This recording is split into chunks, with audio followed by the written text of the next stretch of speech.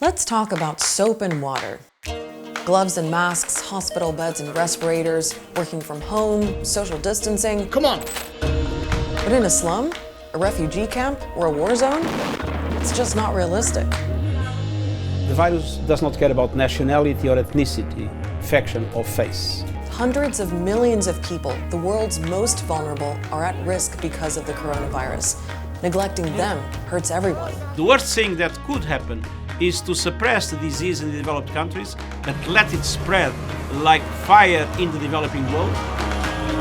So how do the world's most vulnerable people stay safe? Whose responsibility is it to help? And what happens if we do nothing?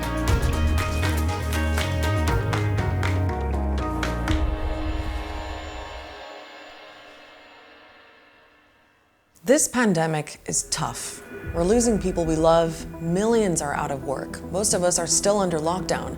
We're all adjusting.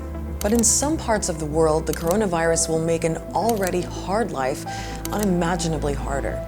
Last year, the United Nations predicted that in 2020, more than 168 million people would need humanitarian assistance, and that was before COVID-19. They live in a war zone, they have fled one, they have survived a natural disaster, they don't have homes, they live in severe poverty. These people will now have to deal with a new threat to their lives. Look at Yemen. People there have already endured 5 years of fighting. The UN says it's the world's worst humanitarian crisis.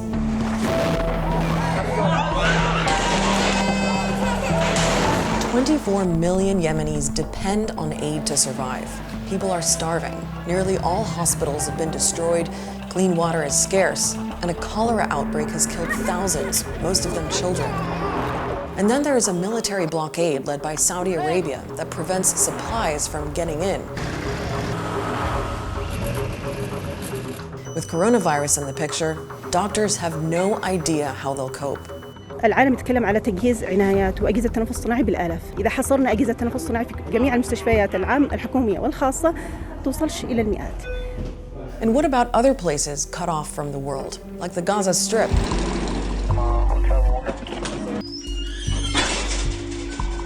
Some thought the blockade of Palestinian land might protect it from COVID-19.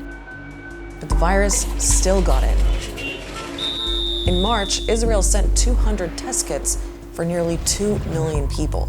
And then there are all the people who've had to leave their homes because of conflict, disasters, or to find a job. Many now live in camps. The UN thinks there are about 70 million displaced people around the world. That's roughly the entire population of the UK, and that includes more than 30 million children. In Syria, millions were already displaced because of the 9-year war, and they're still running.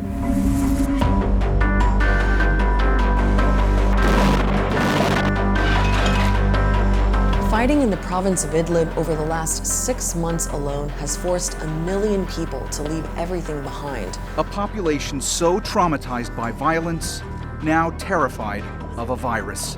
Health officials are warning that about 100,000 people could die in northwest Syria. We don't have one empty ventilator ready to receive corona patients. The lack of resources is a huge problem for displaced people everywhere.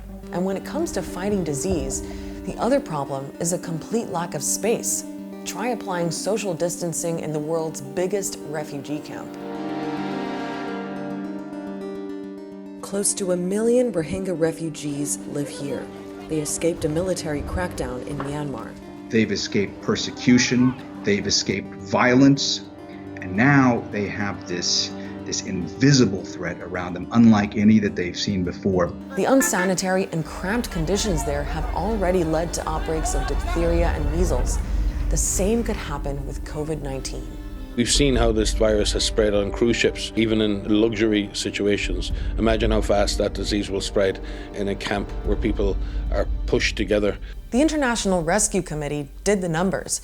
On the Diamond Princess, which was quarantined in Japan, 712 people got infected with the coronavirus. That's out of 3,700 passengers and crew. Many of them had their own rooms. The IRC then compared that to the camp for Rohingya refugees in Cox's Bazar. They calculated that the population density there is 1.5 times higher than on the cruise ship. In Greece's biggest refugee camp, it's 8 times more crowded. Knowing that and how contagious the coronavirus is, it's a real concern. Keeping people apart is probably the single most effective protection measure, but for so many people, it's just not an option. And crowding isn't just a problem in camps. Most refugees don't live in camps. They live in cities, crowded cities that often have poor sanitation, poor services. Also, a lot of people who are not refugees live in really, really poor conditions in cities. So we need to worry about places where health systems are extremely weak.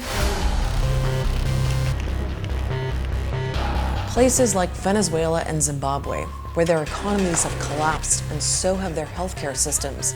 Countries in the Horn of Africa dealing with drought, famine, and even a plague of locusts. And so many other nations already coping with diseases, natural disasters, or really high rates of poverty.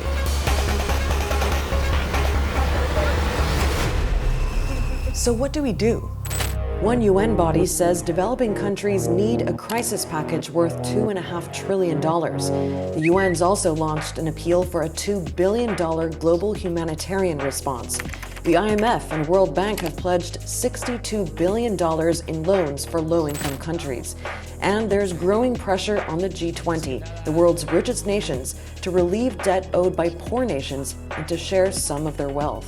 What is needed is a large-scale, coordinated and comprehensive multilateral response amounting to at least 10% of global GDP. 10% of global GDP is a staggering amount of money. You're looking at least $8 trillion to save lives and protect economies from collapsing. And to put that in context, it's roughly the size of Germany and Japan's economies combined. But the experts say that to fight epidemics, a properly funded global response works. The world pledged millions of dollars and came together to fight the spread of HIV, malaria, and more recently, Ebola. At the height of the Ebola outbreak in Congo, we were tracking and tracing and visiting 25,000 contacts every day in the middle of a shooting war. So it is possible to carry out large-scale public health interventions, even in the most extreme of circumstances. Remember the 168 million people the UN said need aid around the world? Well, stepping in when COVID-19 reaches them isn't just about avoiding unimaginable misery. It's about protecting everyone. Because if we don't step in, the experts say the coronavirus will circle back around and affect our health and our economies all over again.